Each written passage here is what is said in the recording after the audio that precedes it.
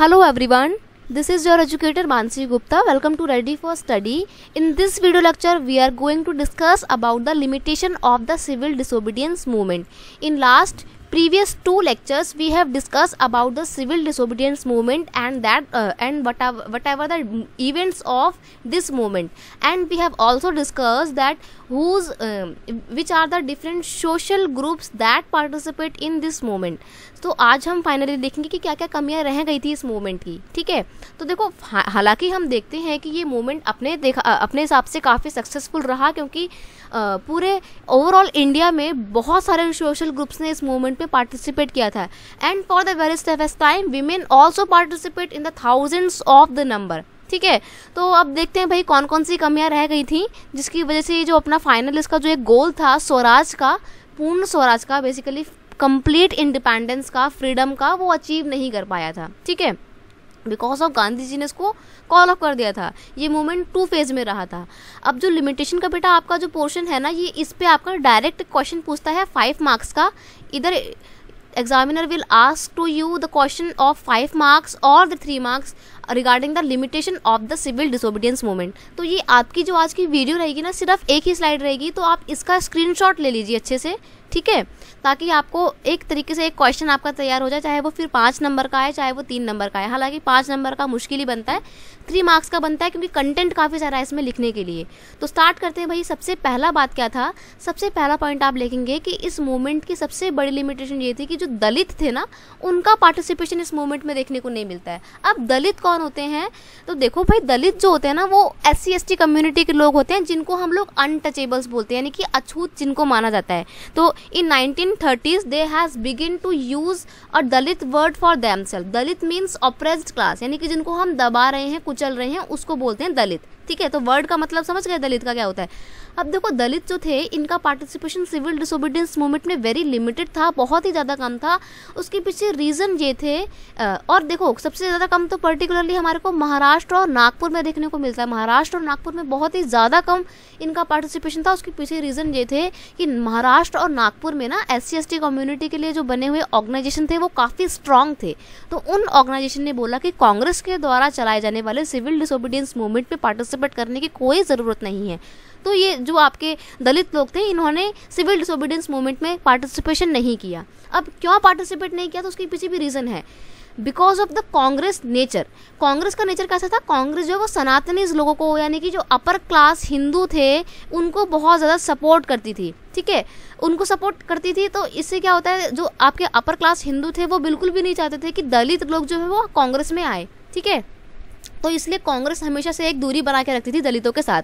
लेकिन जब गांधी जी आते हैं, वो कहते हैं कि अगर हम SC ST कम्युनिटी को या दलितों को पीछे छोड़ देंगे तो हमें कभी भी स्वराज प्राप्त नहीं होगा. 100 साल लग जाएंगे, लेकिन अगर जब तक हम दलितों को भी अपने साथ नहीं शामिल करेंगे इस मूवमेंट में, तब तक हमारा स्वराज की जो एक ऑब्जेक्टिव है, जो हमारा एक पर्पस है, वो हम कभी भी अचीव नहीं कर पाएंगे. ठीक है, अब कांग्रेस जो है वो हिंदू महासभा से बहुत ज़्यादा रिलेट करती थी, बहुत ज़्यादा एसोसिएट थी, और हिंदू महासभा में सारे ब्राह्मण कम्युनिटी के लोग थे. इसलिए एक तरीके से मुस्लिम जो थे ना, मुस्लिम और दलित, ये दोनों ही कांग्रेस से दूर के दूर बने रहे. ठीक है, और फिर गांधी जी आते हैं. गांधी जी पूरी कोशिश करते हैं कि जो दलित हैं, जो कांग्रेस में अभी तक शामिल नहीं थे, उनको शामिल किया जाए.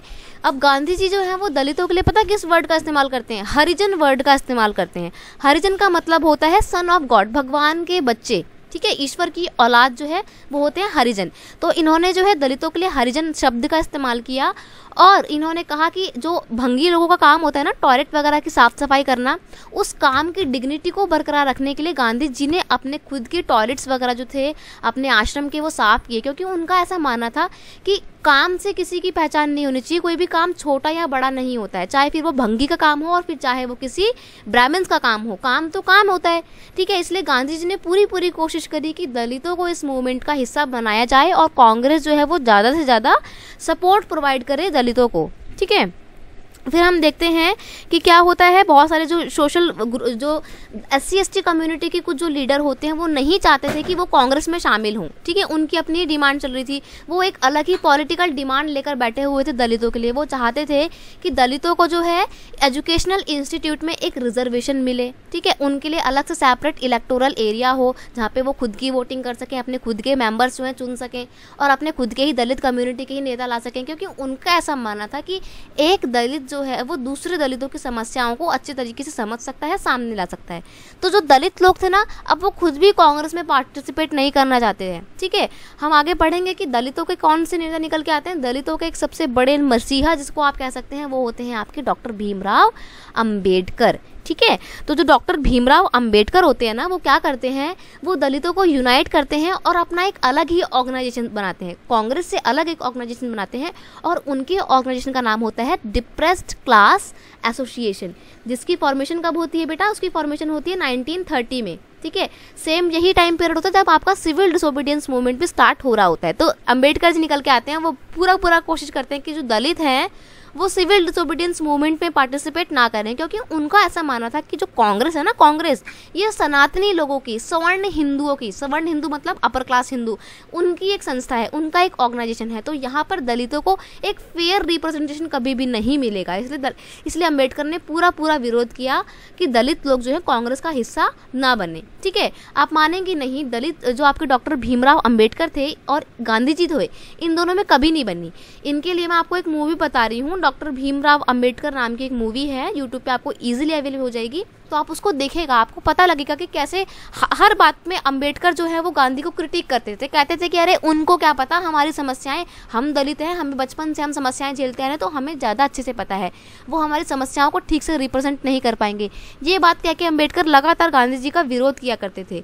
फिर सेकेंड राउंड टेबल में जब जाते हैं गांधी जी, 1931 की बात है, 1931 में क्या होता है, गांधी इरविन पैक्ट होता है साइन, ठीक है। और उस दौरान गांधी जी क्या करते हैं, अपना सिविल डिसोबीडियंस मूवमेंट का जो फर्स्ट फेज होता है, पहली बार मूवमेंट को कॉल ऑफ कर देते हैं, जाते हैं इंग्लैंड सेकंड राउंड टेबल में, क्योंकि वहाँ पे किसने इनवाइट किया था, लॉर्ड इरविन ने इनवाइट किया था गांधी जी को। तो जब Gandhi ji second round table के लिए जाते हैं और वहाँ पे ना अंबेडकर जी भी जाते हैं, अंबेडकर जी जाते हैं ताकि वो दलितों की जो प्रॉब्लम्स हैं उनको जो है वहाँ पे रख सकें सबके सामने। तो वहाँ पे जाके अंबेडकर बोलते हैं कि हम दलितों को एक अलग से सेपरेट इलेक्टोरल एरिया चाहिए, हम अपने खुद के बंदे चुनेंगे और हमारा खुद का एक सेपरेट एरिया होगा जहाँ से SC/ST कम्युनिटी के लोग यानी कि दलित ही नेता बनेंगे और दलित ही लोग वहाँ पे वोटिंग करेंगे। लेकिन जब सेकंड राउंड टेबल में एक बार को अंबेडकर जी की बात मान भी ली जाती है कि हाँ चलो ठीक है, SC/ST कम्युनिटी को एक अलग से सेपरेट इलेक्टोरल एरिया प्रोवाइड किया जाएगा, इलेक्टोरल पोर्शन प्रोवाइड किया जाएगा। लेकिन गांधी जी को ये बात बिल्कुल पसंद नहीं आती है। After returning in India Gandhi ji क्या करते हैं, वो भूख हड़ताल पे बैठ जाते हैं, ठीक है। भूख हड़ताल मतलब वही कहते हैं कि मैं कुछ भी खाऊंगा पीऊंगा नहीं। अब उनकी एक अलग ही जिद चल रही होती है, तो गांधी जी जो है अपनी फास्ट इनटू डेथ में बैठ जाते हैं, यानी कि भूख हड़ताल पे बैठ जाते हैं, मरने तक की स्थिति आ जाती है गांधी जी की। तो तब जाके अंबेडकर के ऊपर एक बहुत ज़्यादा प्रेशर बनता है कि नहीं, अब आपको गांधी जी के साथ समझौता कर लेना चाहिए और जो सेपरेट इलेक्टोरल की जो आप मांग कर रहे हैं ना, इसको छोड़ दो। आपको एक रिजर्व कैटेगरी मिल जाएगी, रिजर्वेशन मिल जाएगा आपको 1/3 का, लेकिन आप सेपरेट इलेक्टोरल पोर्शन जो है उसकी डिमांड छोड़ दो। गांधी जी का मानना था कि अगर हम सेपरेट इलेक्टोरल बनाएंगे तो हिंदुओं के अंदर एक फूट पड़ जाएगी कि अपर कास्ट का एक अलग ग्रुप बन रहा है, लोअर कास्ट का एक अलग ग्रुप बन रहा है, तो हिंदुओं के अंदर एक यूनिटी नहीं बन पाएगी। तो गांधी जी इसलिए विरोध कर रहे थे। और फिर इन द एंड जब अंबेडकर के ऊपर बहुत ज़्यादा प्रेशर बन रहा होता है, गांधी जी बिल्कुल मरने वाली हालत में पहुंच जाते हैं, तो दोनों के बीच में 1932 में पूना पैक्ट साइन होता है, ठीक है। पूना पैक्ट में ना आपको एक अलग से वो पूछ लेगा, शॉर्ट नोट पूछ लेगा 2 मार्क्स का, तो अपना प्रिपेयर कर लेना कि पूना पैक्ट क्या था, क्यों पूना पैक्ट जो साइन हुआ था गांधी जी के बीच में और अंबेडकर जी के बीच में, और कब हुआ था, 1932 में हुआ था, और किस बात को लेकर हुआ था, वही सेपरेट इलेक्टोरल की जो डिमांड थी उसको गांधी जी चाहते थे कि उसको कैंसिल कर दिया जाए और अंबेडकर जी चाहते थे कि उसको कैंसिल ना किया जाए, क्योंकि वो दलितों की एक आवाज़ है। फाइनली अंबेडकर जी हार जाते हैं और गांधी जी और इनके बीच में एक समझौता हो जाता है जिसको बोला जाता है पूना पैक्ट, ठीक है। तो यहाँ पर हमने देखा कि सबसे बड़ी लिमिटेशन क्या थी कि जो दलित लोग थे वो ही पार्टिसिपेट नहीं कर पा रहे थे मूवमेंट में, just because of the Congress nature to support Sanatanis and the upper class Hindu.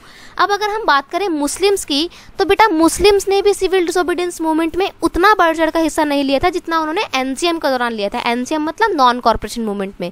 अब आप बोलेंगे नॉन कॉर्पोरेशन मूवमेंट में तो भाई उन्होंने अपने खुद के, एक तरीके से कह सकते हैं कि उन्होंने अपने खुद के लिए पार्टिसिपेट किया था, क्योंकि खिलाफत की मांग कर रहे थे वो लोग, ठीक है। तो वहाँ पर मुस्लिम्स ने अपने फ़ायदे के लिए पार्टिसिपेट किया था। लेकिन जब सिविल डिसोबीडियंस मूवमेंट स्टार्ट होता है तो इनको अपना कोई फ़ायदा दिख नहीं रहा होता है, ठीक है। और दूसरी बात, कांग्रेस का नेचर कैसा होता है, कांग्रेस हमेशा से अपर क्लास हिंदूज को ही सपोर्ट करती आ रही थी, ठीक है। 1920 के बाद क्या होता है, 1920 के बाद ना कांग्रेस जो है ना, जब एनसीएम को कॉल अप हो जाता है तो कांग्रेस जो है ना, इसका हिंदू महासभा से काफ़ी एक अच्छा खासा जोड़ी बन जाती है इन लोगों की। तो सारे हिंदू महासभा के जितने भी अपर क्लास हिंदू होते हैं ना, वो कांग्रेस में आ जाते हैं। तो कांग्रेस जो ना एक तरीके से सवर्ण हिंदुओं की जो है ग्रुप बन जाता है। तो मुस्लिम लोगों को लगता है कि यार ये तो अब हमारे लायक पार्टी रही नहीं, कोई भी सारे के सारे हिंदू बने हुए हैं और मुस्लिमों को कोई रिप्रेजेंटेशन मिलता नहीं है, ठीक है। तो यहाँ पर मैंने लिखा भी है कि after the non cooperation and Khilafat movement Muslim felt alienated from the Congress, उन्होंने अपने आप को कांग्रेस से एक अलग ही ग्रुप महसूस किया,